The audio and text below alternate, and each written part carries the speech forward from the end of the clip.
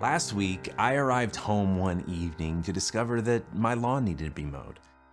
A simple and repetitive task, but I wasn't really looking forward to it. You see, I have a manual lawn mower that doesn't have an engine that requires you to push the lawn mower for the blades to spin. And it can be quite the workout. So on this particular day, it was cold, but I knew the rain was coming, and so this needed to be done today.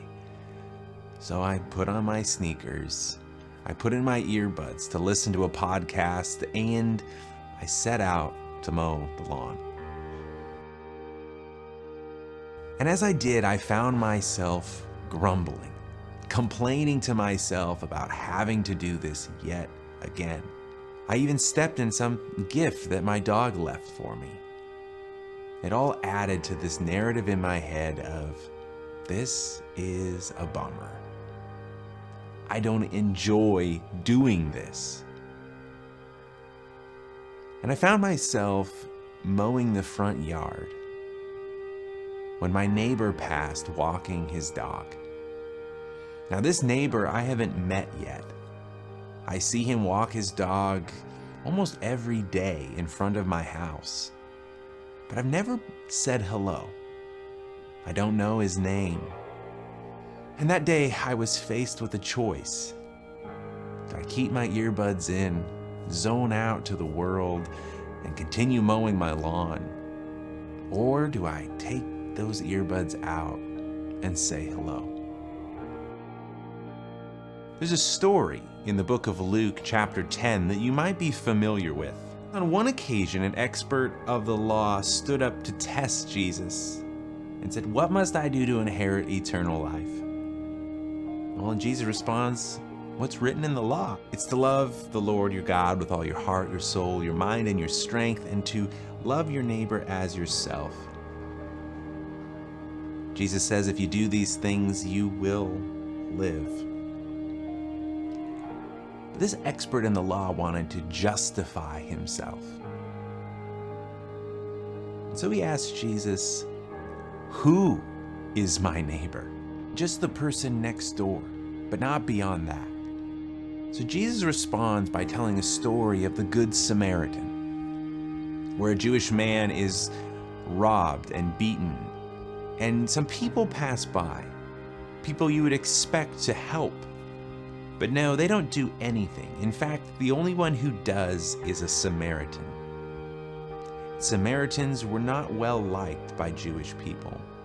But this man helps the Jewish man, takes care of him, and makes sure that he recovers and is okay.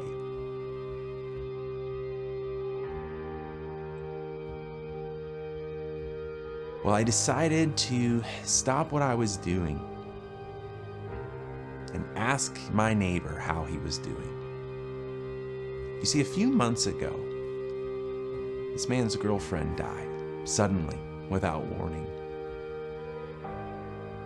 And as he told me his story, I just listened. I didn't say much. At the end, I encouraged him a little bit and told him that we were there if he needed anything. And then he carried on his way. And I continued to mow my lawn. But my attitude had changed. And instead of grumbling, I became thankful for the task of mowing my lawn. Because if it wasn't for the green grass continually growing, I would not have been out there to meet my neighbor. Now I know his name. I know a little bit about his story.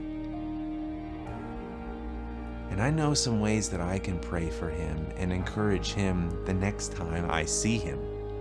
The things that we view as struggles, as difficulties, are actually God's way of giving us opportunities to do good into the world,